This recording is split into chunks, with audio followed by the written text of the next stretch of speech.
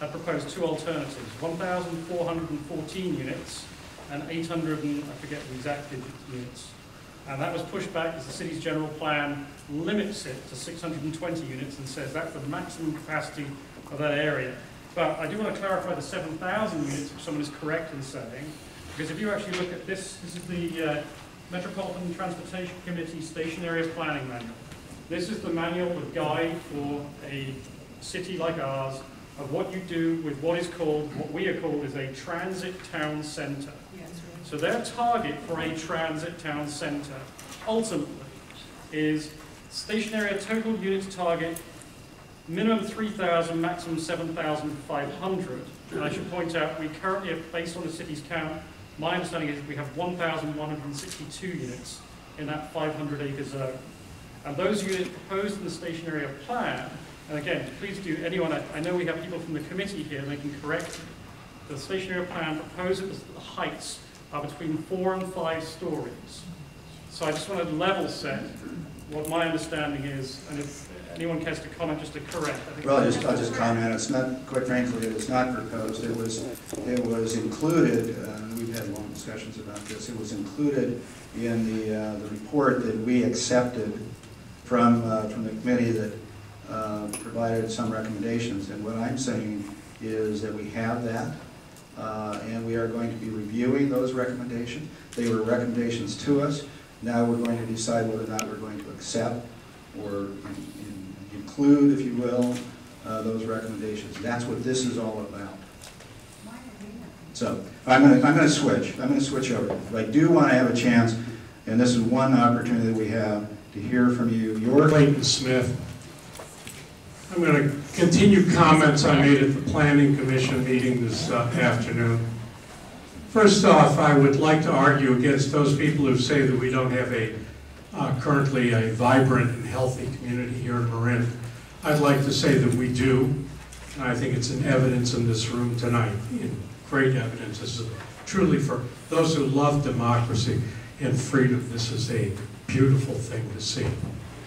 According to a study done by the Brookings Institute, that recently has been published in newgeography.com, Brookings is not a right-wing think tank, by the way. There is no inverse relationship between density and auto use or CO2. So the argument that this dense development is improving air quality in the Bay Area is a complete lie.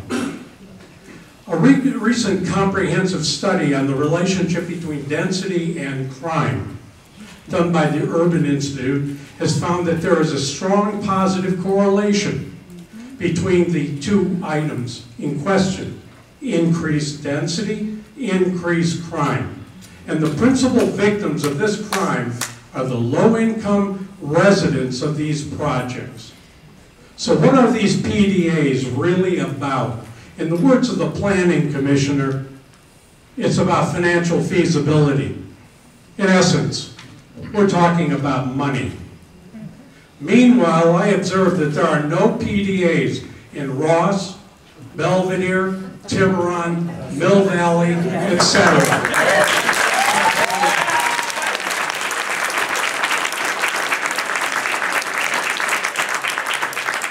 Talking about inverse relationships, there is a clear negative correlation between wealth and being compelled to accept high-density housing projects in your neighborhood.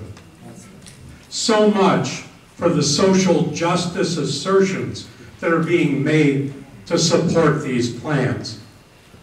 They are just more of the lies that this whole project business has been based on. And to look at what's happening in this country today, the disrespect of our government for us at the federal level, at the state level, and now here at the local level.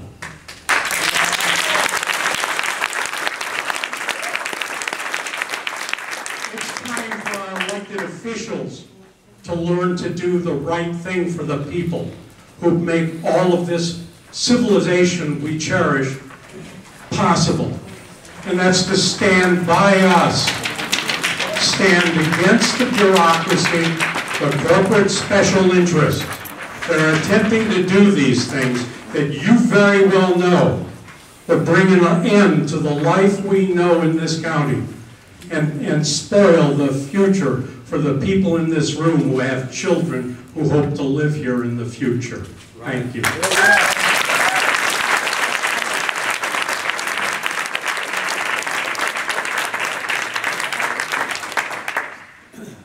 us a second here.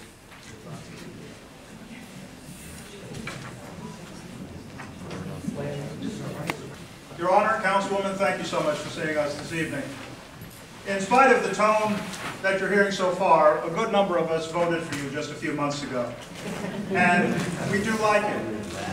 We would like your leadership. We need your leadership on the right side of the issue. More than a decade ago, those who came before you on the City Council lost $1.2 million of our money, one of the biggest losses in city history, throwing a Millennium Party. When it was done, then Mayor Al Burrow was quoted as saying, "We didn't see it coming." Broken bolts on a Bay Bridge, we didn't see that coming.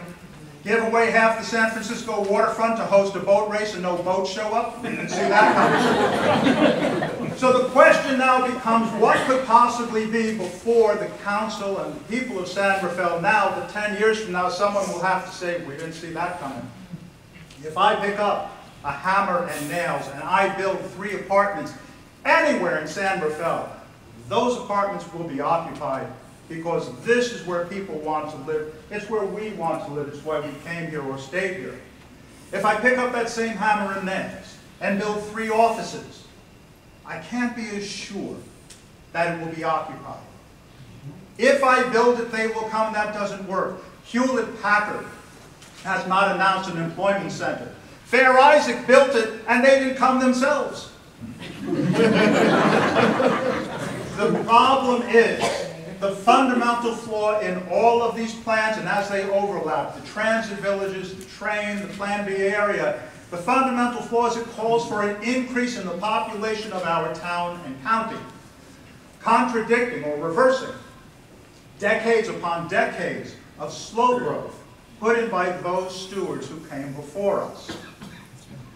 Now, one of the great ironies is that we're doing this affordable housing to help poor people, yet they are the ones who stand to be the most oppressed as a result of this. We already have the Sonoma train system, which is what it is, that's going to be bringing Sonoma people here cheaper to compete for our jobs. Those 3 apartments I'm building, we are told, are going to be occupied by 3 families sharing 1 apartment in the canal. The problem is when those people come out of there, assuming that they can get the apartments, because there's no residency requirement, Contra Costa residents could end up in our affordable housing. But if those 3 people in the canal can get out of there and get into affordable housing, good for them. But if we don't condemn and destroy their old apartment, 3 more families are moving in. And now you have 6 families competing for the same jobs. If you cannot guarantee the growth in jobs, and you can't, there's no plan but Pollyanna plans.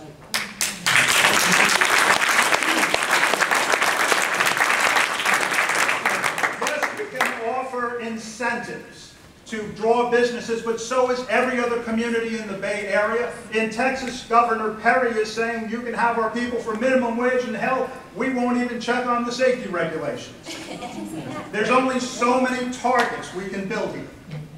Yeah. The problem we have is that if we have 6 families competing for the jobs that cause 3 families to have to share 1 apartment today, we are talking about a rise in unemployment. If we have an excessive labor pool, we're talking about downward pressure on wages. And if you think it's hard for a family of 4 to live on $10 an hour, think about $9. And if $1 an hour doesn't sound like much to you folks, good for you, because you're not in those shoes, but it's a big difference. Without a firm plan for jobs, we run the risk of excessive unemployment combined with urbanization. Urbanization in itself is a magnet for homelessness, which is already a big problem in Gerstler Park. It can spread to Terra Linda. Without jobs, there can be no more people, there can be no more units, and I would be opposed to any development, especially development that puts students in our schools from properties that will not have to pay school taxes. In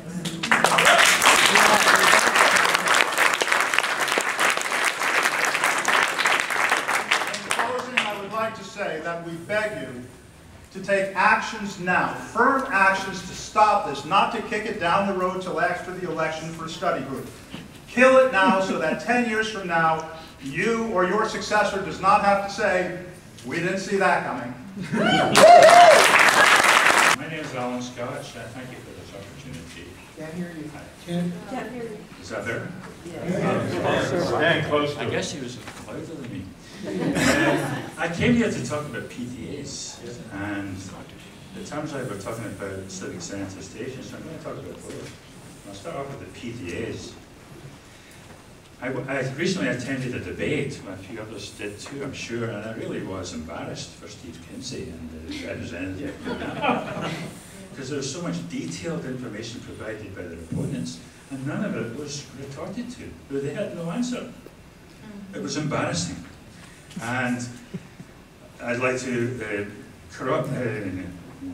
talk about those two experts in transportation being joined with another expert, the expert. Wendell Cox is his name. You'll find his report on Plan B area on the Citizen Marin's website. You can get a link to that. And I created a few highlights from his report.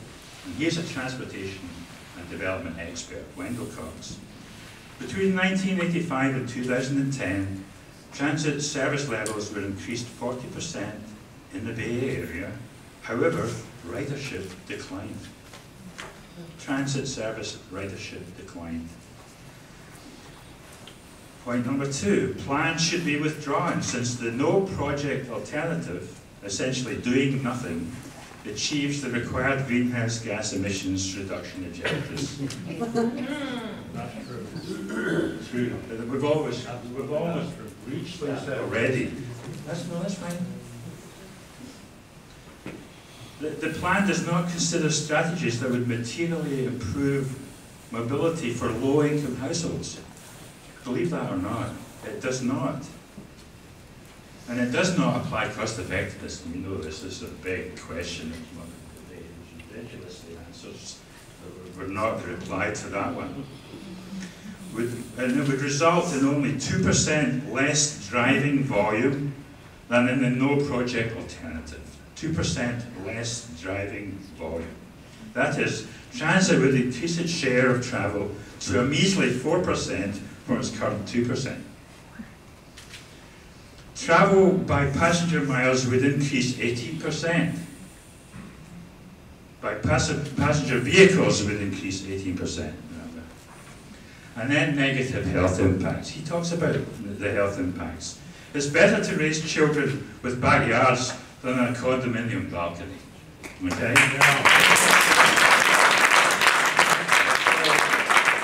Part of my talk about the Civic Centre Station I addressed to you and your council.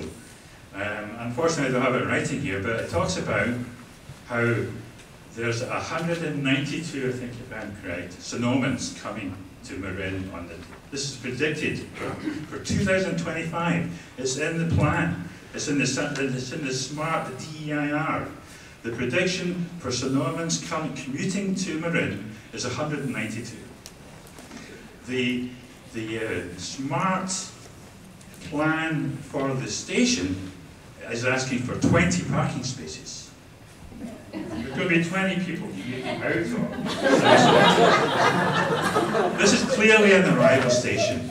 The Civic Centre ain't going anywhere. That's a work location. So that's where people are coming to. There aren't any people that are going to be living around that area taking SMART. So we're talking about SMART being the reason for this PTA. That's it. That's the only justification we have, quotes, for this PTA. So it's clearly going to be arrival, even if there's people going to Larkspur. It's going to be an arrival station. There ain't going to be people who are going to be living around that station going anywhere. They're not going to be commuting to Samoa. We're supposed to be creating affordable housing for Marin people to work in Marin. That's the purpose here. So the reason for building high level around that station is totally negated. What you want to do is build affordable housing outside of that area, not close to the station. If we want to justify that station being a station where people are going to commute anywhere, it's going to be an arrival station, really, nothing more. There's no point in having PDA around it.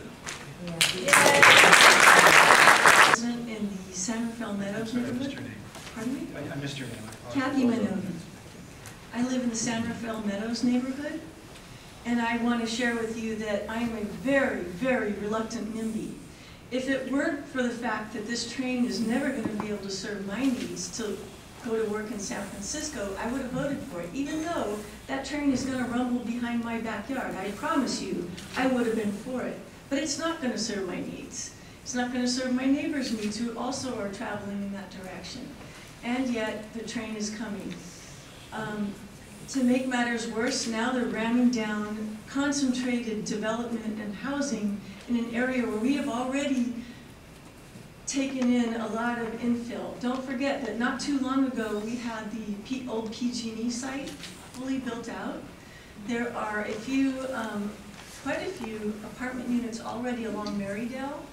And ever since they allowed that McDonald's to come in, the traffic on Marydale has gotten dangerous. It's not safe in its current condition. Our neighborhood, for any of you that know the neighborhood, know that there are no sidewalks. So add to the fact of the train coming that you're going to have a lot more people trying to park, trying to figure out how to get out of there. It's like a giant cul-de-sac. When people get lost in there, they speed, and our kids are in danger because we do have them playing in the streets. So that's a very big concern for our neighborhood.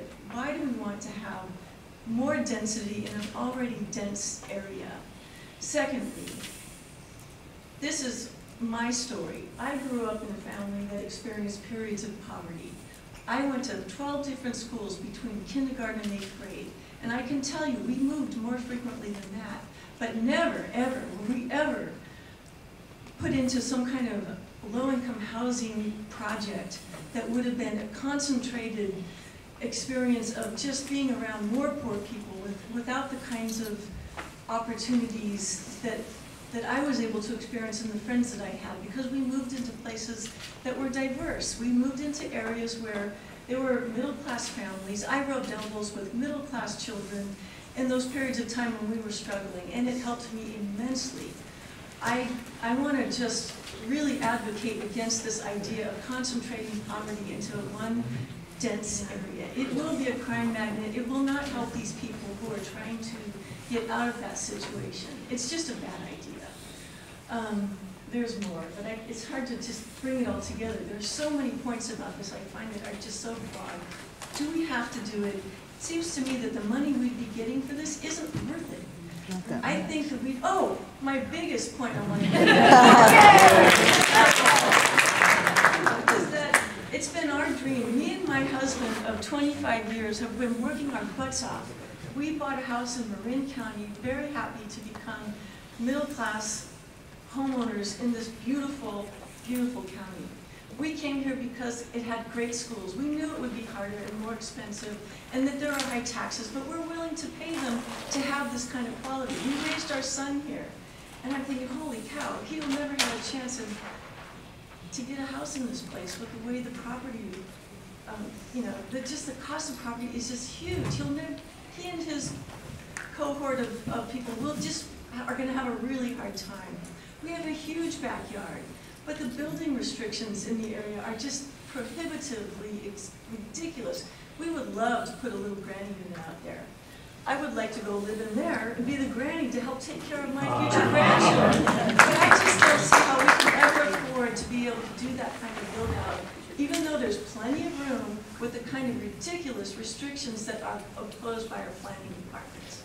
I think that we can do better by just allowing to have people be able to infill where they feel it's right and they want to do it, make it affordable. Not only that, how about tax breaks for people who are willing to invite low-income people to live in that granny unit. How about a granny in that unit? Who needs that? Seriously, expand the housing vouchers to homeowners who want to build out in their properties and have the capacity to build it, and get rid of those ridiculous 1950s restrictions that tell you how to do it. It has to be no more than 10 feet from the current house. I mean, they're just absurd. I don't understand it. One more point before I give up the mic to the next person is that I've walked along the tracks, this beautiful green verdant track, and seen heritage-sized trees that are very far from the tracks marked to be cut down, and I want to know why. Why are those trees being tagged to be cut down? I would like to remind everybody what happened to the mobile homeowners who just, SMART came through and just railroaded through all those trees, didn't ask. They just, apologized after the fact that they basically blown out quite a beautiful buffer for those people. And now they're just like, they're exposed to that train like all get out. And I want to ask that not happen to us. What can we do? Can we have some communication, better communication with SMART before those things happen, not after the fact? Thank you.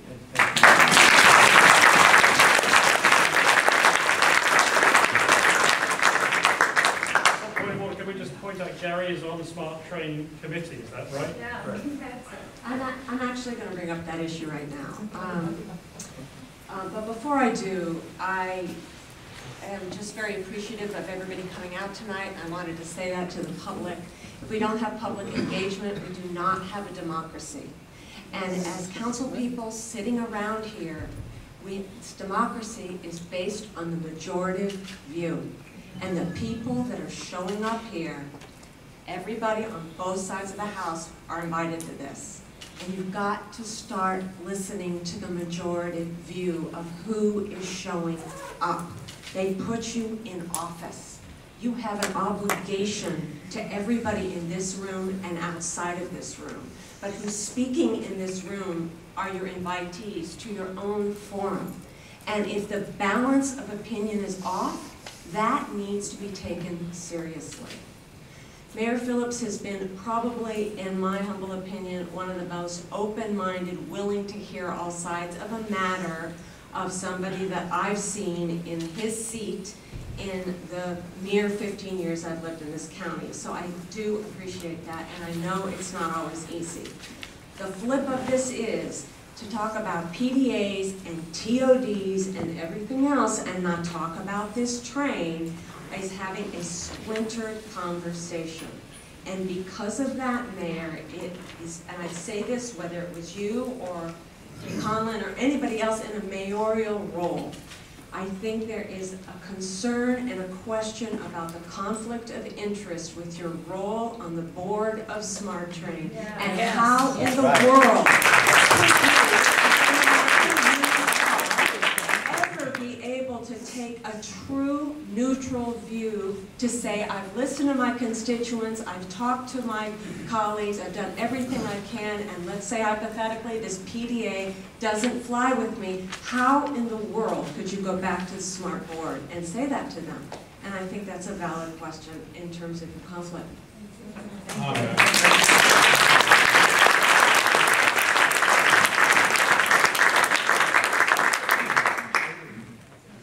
Hi, my name is Andy Falk, and I've got 2 girls in the Dixie School District, and I'm very concerned about the budgets for the schools. Already things have gone down in terms of money for the schools, and enrollment is up. And with PDAs, I only see the enrollment getting greater. So what is the plan for the schools? It seems like the trade-off here is you're taking transportation money and you're taking money from the schools. So it's not really good for the kids.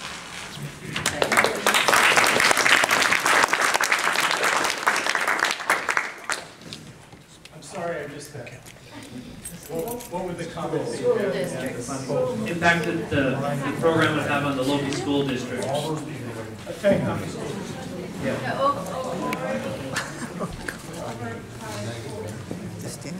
Hi, my name is Brendan Robertson. I recently moved to Terra Linda about a year ago because this is a beautiful place to raise my family, as well as it's a fact that I work in San Francisco.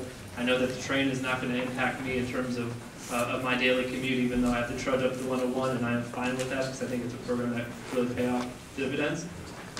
Like the last speaker, I am curious to understand, with the increase in population, increase in crime, I moved here, like I said, a year ago. Already, the neighborhood has seen a level of crime, break-ins, cars stolen. The schools, in addition to our tax money, we have to pay $2,000 or $3,000 a year to make sure that programs are still available. I'm curious to understand what sort of infrastructure and what sort of plan is in place to make sure that fire, police, and school districts are supported to impact the amount of people that would be an influx into this community at a very alarming rate. Thank you.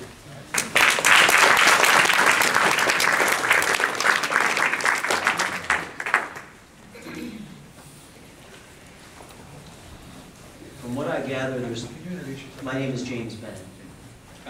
From what I understand, there's quite a few people in the room that are new to this awakening of the One Bay Area plan. And I think that some of those in the room that I know that are very much know what this is about should address the big picture. And I think that it's important that we all know where this is coming from. This is not organic to your needs or something that you remember going down to council and asking for. Yeah.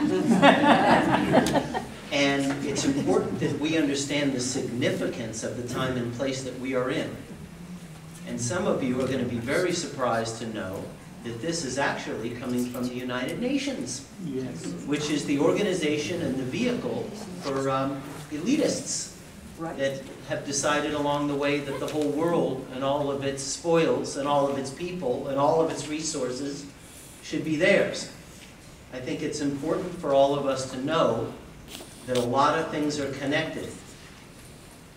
I think if you're in business, you're prolific in real estate, or God help you if you're in agriculture and it almost feels like there's some kind of agenda against you, well, you're not paranoid, there is. It is UN Agenda 21 Sustainable Development. Now, in the big picture, this is the manifestation of the hardscape that these globalist tyrants wish to be the template for people everywhere. That's why your engagement at this particular time in this particular place is so important. Now, there have been 9 meetings, one for each county, that was a much less than bona fide effort to measure the public's input for this plan. And to say that it was tepid would be an understatement. Even with advocacy groups, which is another word for lobbyists, and installed shills, Ray Charles could tell that the people were very much against this plan. And thank God there was a patriot with a video camera that documented it. And if you want to get online, you'll see that you don't need to be a sociologist to realize that the people were against the plan. Now, in light of this, some of us, and namely some heroes that are in the audience here, a couple of them, have decided to lodge a lawsuit.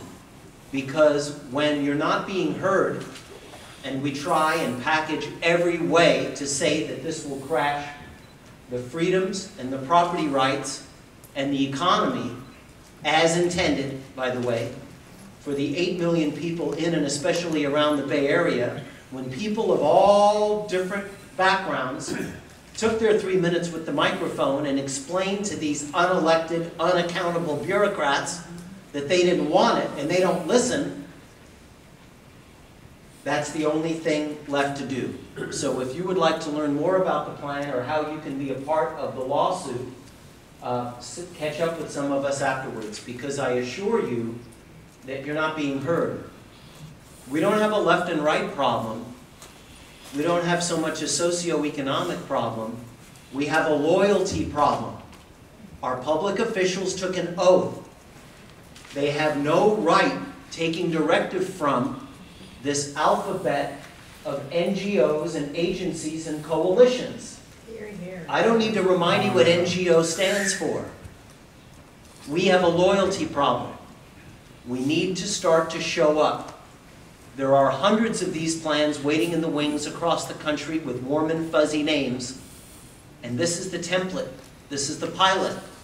Obviously, these masterful social engineers You should be flattered, have picked this demographic and this consciousness to be the template, figuring if they can do it here, they can do it anywhere. So what happens here could represent the freedoms of people everywhere. So I don't know how to frame it with any more significance than that. Thank you.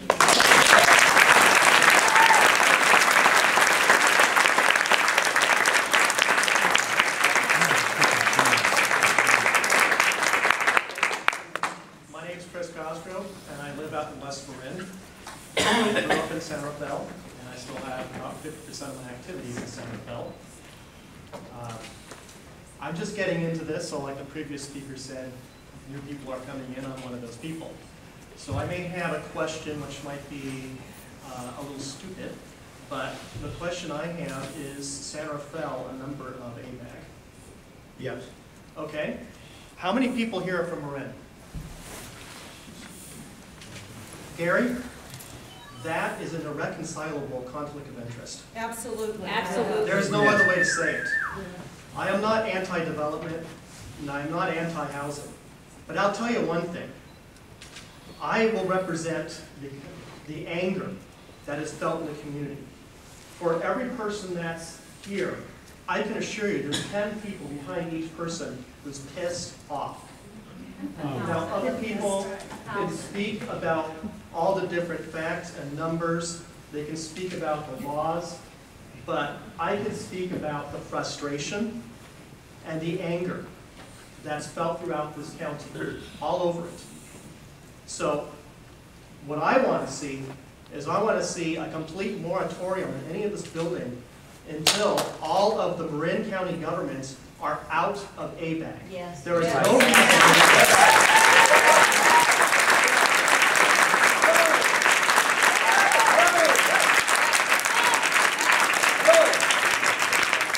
There is no reason why Marin County needs to be a member of that organization. I don't see any benefit that's derived from it.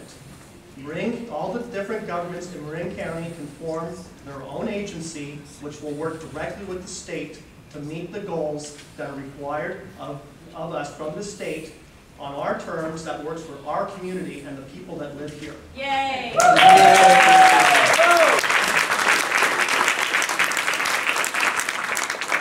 One of the speakers came up here and begged of you to do the right thing.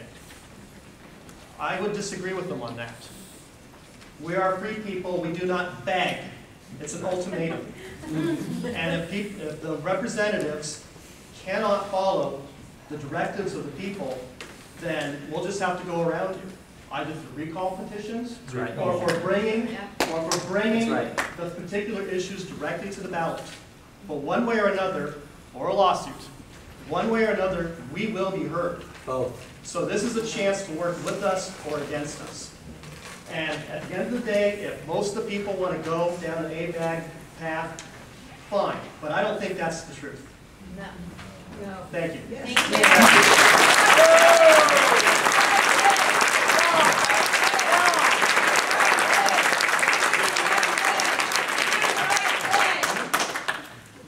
My name is Kevin Moore. I'm a resident here in Terra Linda. I've been living here for 14 years. And I kind of want to explain why I'm a Johnny-come-lately on this. I didn't know about this until it was submitted as a priority development area. It kept getting marketed as the Smart Station Civic Center Area Plan. Smart Station Plan. I thought they were talking about putting bushes around the damn station. Or,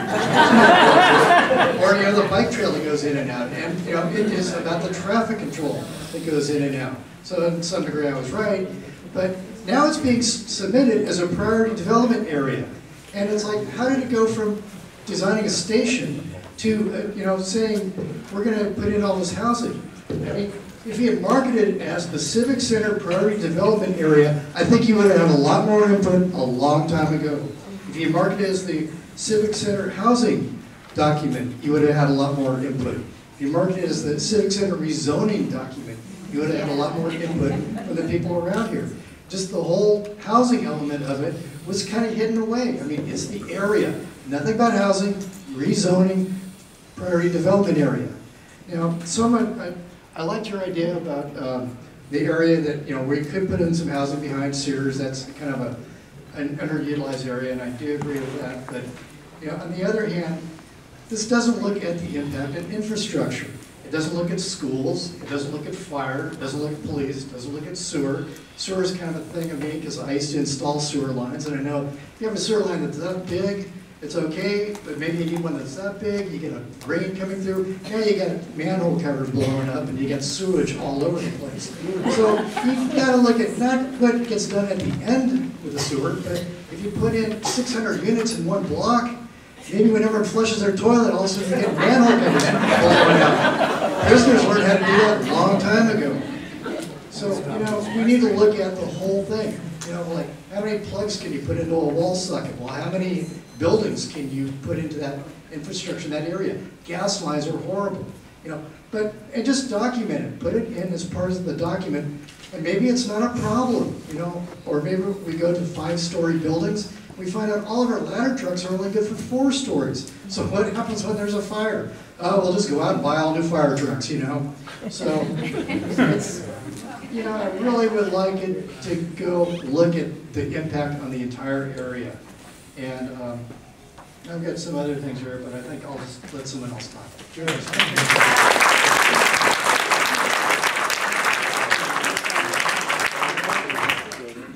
And share it with everybody else.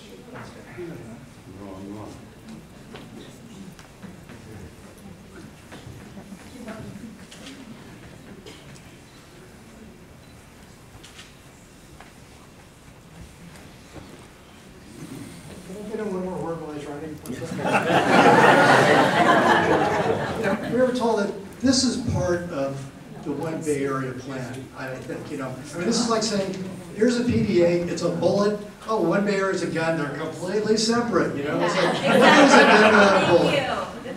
Thank you for that. Yeah, thank you. First, everyone's got to remember, anything that has SMART in it is related to United Nations Agenda 21. You've just got to know that right off the bat. And I feel like we should be paying you for psychological counseling tonight.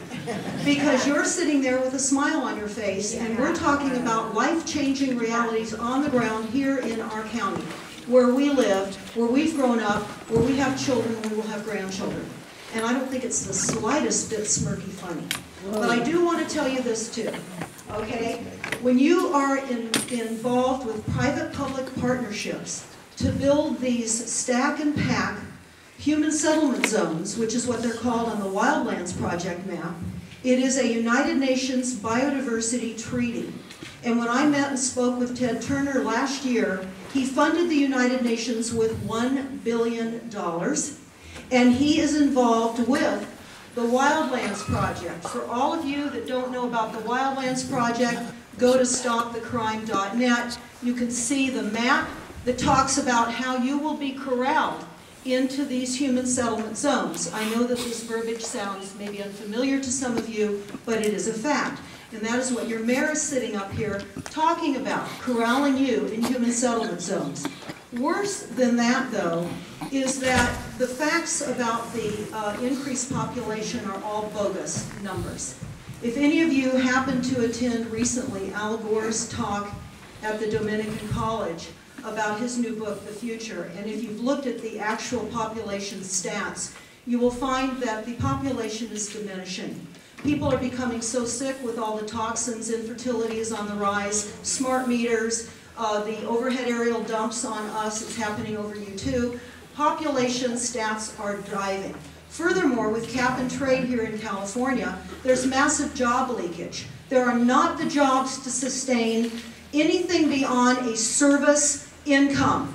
People cannot feed their families or live in this town working at McDonald's, which is toxic food to begin with, but they just can't work here. Now, I'm wondering, is your town fluoridated? Would you answer that question? Yes. Okay, so that is a big problem. That creates a lot of apathy. That allows a lot of positioning of policies to roll over you. because you might want to look into what fluoridation does. It causes a lot of apathy. It causes complacentness. And so I can tell you that right now, if you're drinking fluoridated water, that could be a problem. And I think I would recommend anybody that is in legislative positions to double check about the fluoride. But apart from that, we're talking about, yeah, I'll hurry along. But we're really in a real problem. This is a UN agenda. And if you read the Silent Weapons, Quiet Wars, that is a 1954 Bilderberg policy, you would know exactly what your mayor and your city council is leading all of you into.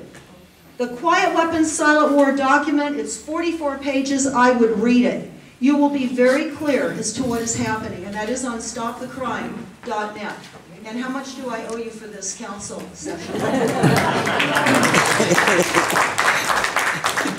Is Alex Jones here? I don't see my Ayn Rand. Ayn Hi, Rand. Mayor. My name is Jonathan Arts, and I've lived in Marin County for 12 years, and I'm a physician. And I'd like to, somebody could comment. I'm going to comment on the public health aspect, or the lack of public health issues that have been kind of put under the cover in terms of the planned project, the SMART and the PDA building near 101. Back in August, I was asked to come to the Station Smart Planning Commission final meeting, and I also went to the City Council meeting, and I decided to write a comment in the San Rafael Patch about my concerns about building close to 101 and close to highways in general.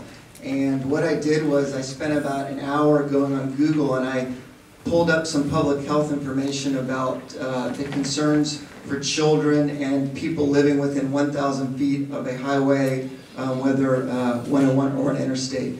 And what I found was there was a high correlation of autism, asthma, and cancer.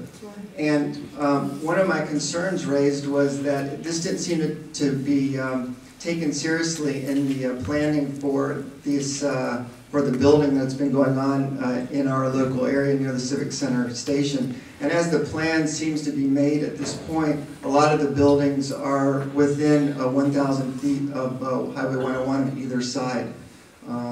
So I had a couple comments. Number one is I think that if there was going to be a building close to 101, that there needs to be a serious public health evaluation of the implications to the community. I don't think anybody would want to have children that have chronic diseases and having their children having their parents have to stay home with them constantly and not being able to work because they have to take care of their 6, 7, 8-year-old kids. And who's going to pay for the costs of all these kids that may not live to their teenage years if they, are growing up in a situation like that. So I just wanted to bring that to everybody's attention, that it was pretty much, it seemed excluded from the proposals that were made for the building of the developments near 101.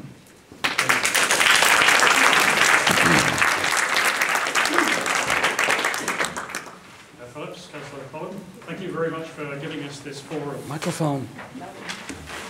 So I think we're finally glad that we're seeing engagement happening.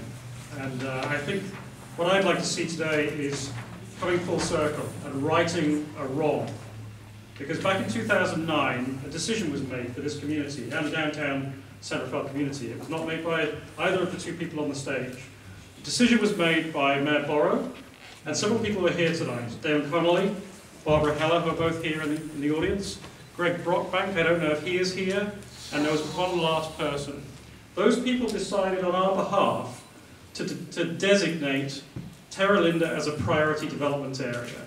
And what that means is it is very tied to Plan Bay Area. It is tied to quotas, and the charge is to put 80% of all new housing into these priority development areas. This essentially pinned a target on Terra Linda to be an attractor, to put very, very high housing density and to target very high quotas to be met. If you don't meet the quotas, then you lose out on grants and benefits and transportation money. The more I've been reading about this, the more I've understood how the dynamics work. The way they work is essentially, our city does not have a lot of money. And that's, they're very good at managing the little money we have but the transportation money is something that's key to everything.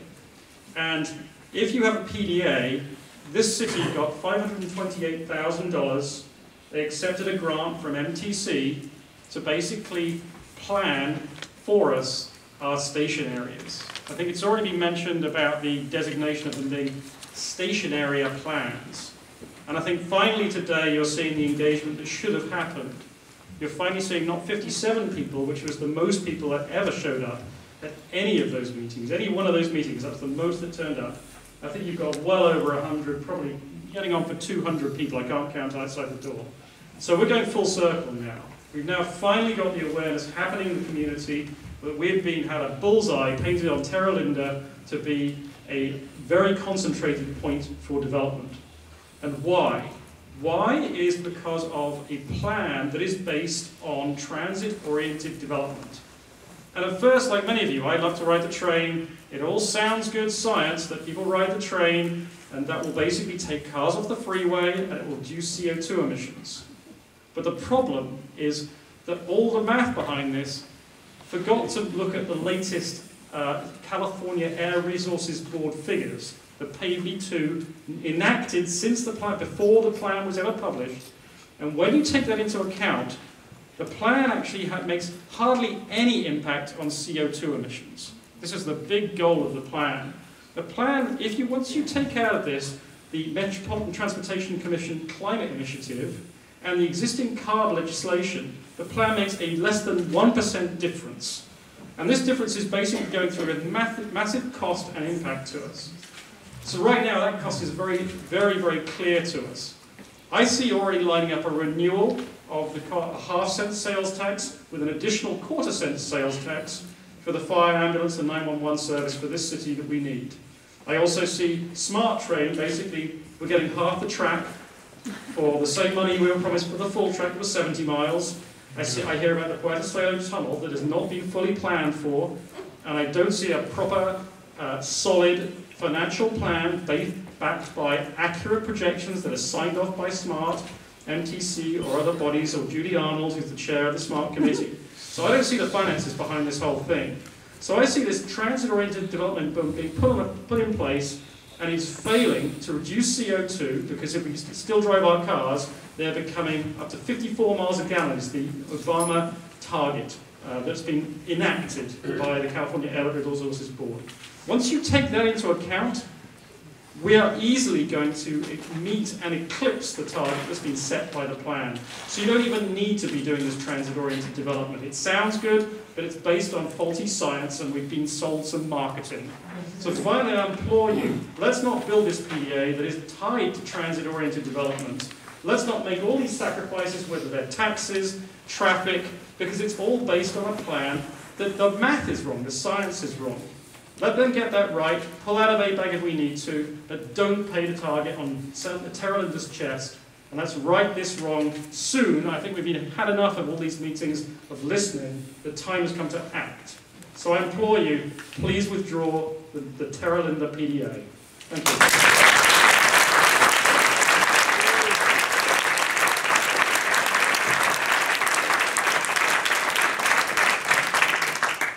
My name is Barbara Dolan. I have held elected office for 28 years. Thank you for those of you that have supported me. What we're looking at in my oath of office, it never says anywhere that I am to put people into a plan that is obviously not constitutional, is in direct violation of an American's Bill of Rights, and what we stand for in this country. And it should be known to everyone that this country is very different. We do not have a police state where people are ordered and forced to do against our will. We elect our officials, we do use the polls, we uphold the Constitution, and we do our best to represent the freedoms that this country was founded under. I am very clear about that. When I was too little to understand the meaning of it, my grandfather explained to me the difference between this country and other countries. What you are attempting here is a grand experiment. My recommendation would be that for all of those who would like to volunteer to go into a PDA, should do so. That is a privilege that we would allow for you in this country. And those of you that are so solidly supportive and behind this should try this for yourself instead of experimenting with the rest of us and forcing us to go against a situation that many of us do not agree with you. In fact, the vast majority. And I would like to see how many of you here are in support of going into a PDA. Just raise your hand or stand up if you would like to see that happen. And everything that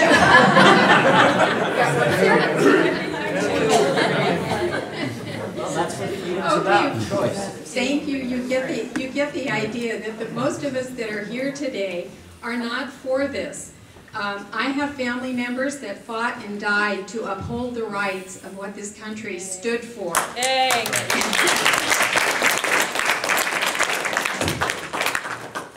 We have never had anything like this in this county, in this state, in this country.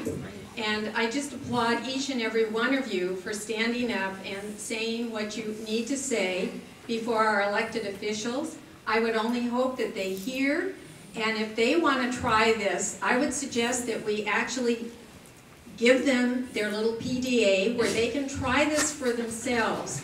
Now we know that where this has been tried before, the crime rate has actually increased so much that the police will not go into those areas where they have had PDAs. This is something to think about.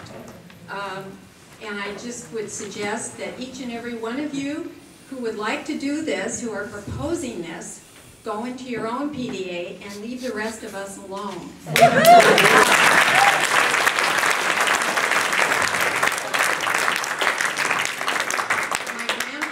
Born and raised at Mount Vernon, and I did not know, I was too young to understand. He was a Yankee, my grandmother was a Confederate. Now we have Democrats and Republicans, so it's not an issue. Our goal, our hearts of those of us who want to uphold the Constitution and the Bill of Rights, it's everyone. I don't care what color your skin is, it doesn't matter whether you're young or you're old or what it is. We have fought hard for the rights that we have in this country that no other country has. And I just applaud you for being able to stand up and speak out. And I now clearly understand what he was talking about when he tried to explain to me what our founding fathers intended and what was so different for our country. Thank God. Thank you.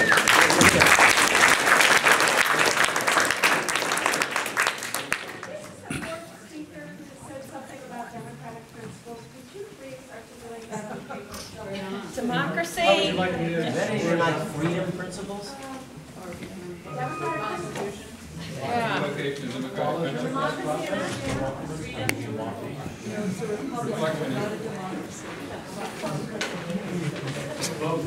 I apologize. I thought it was in every single one of the comments. Seems like the other star. And what I mean is these comments.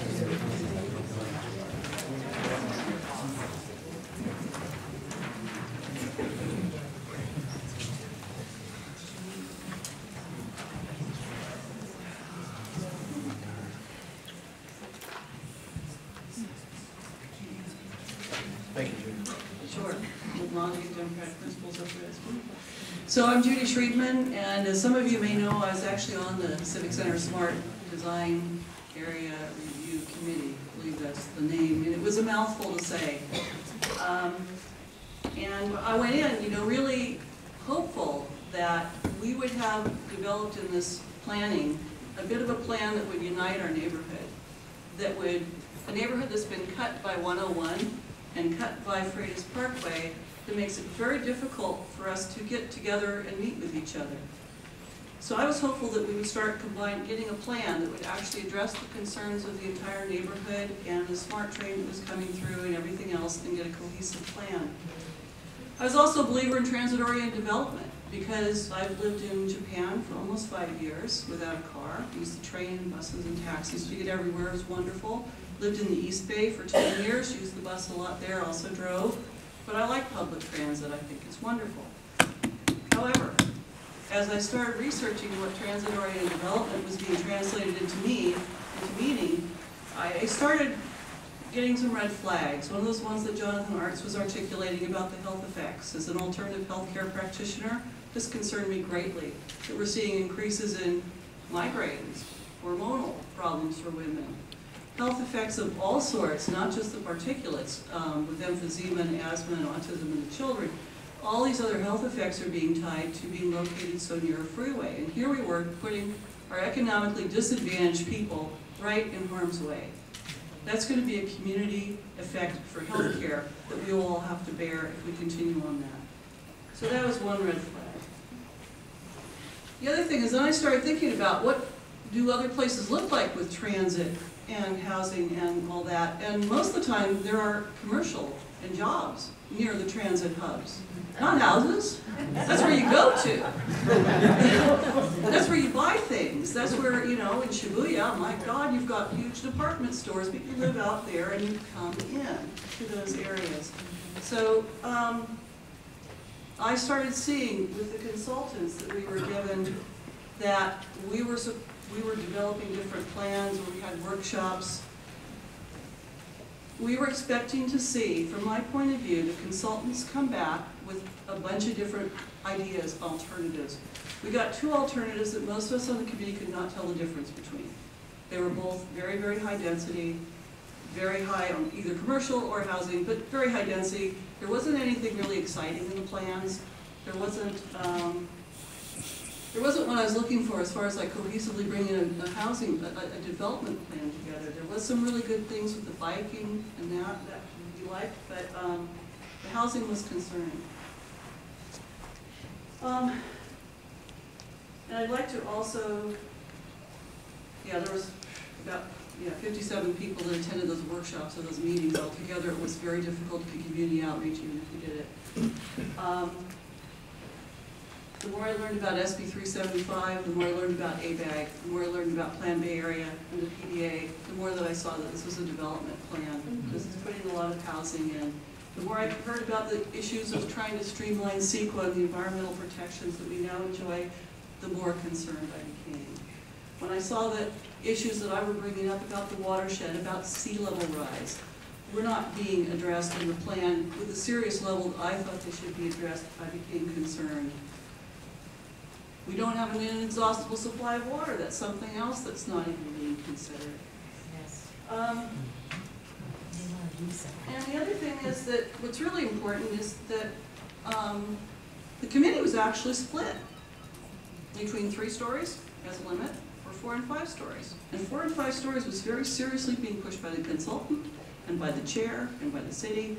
It was not like, let's get a kumbaya moment here. It was being very heavily pushed, and we were missing a couple of key players when that vote was taken, and even so it was 50-50. It was a split decision.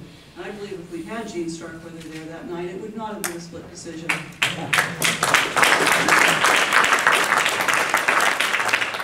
course, I'd been allowed to vote, which I was not, as an ex officio member, as you know.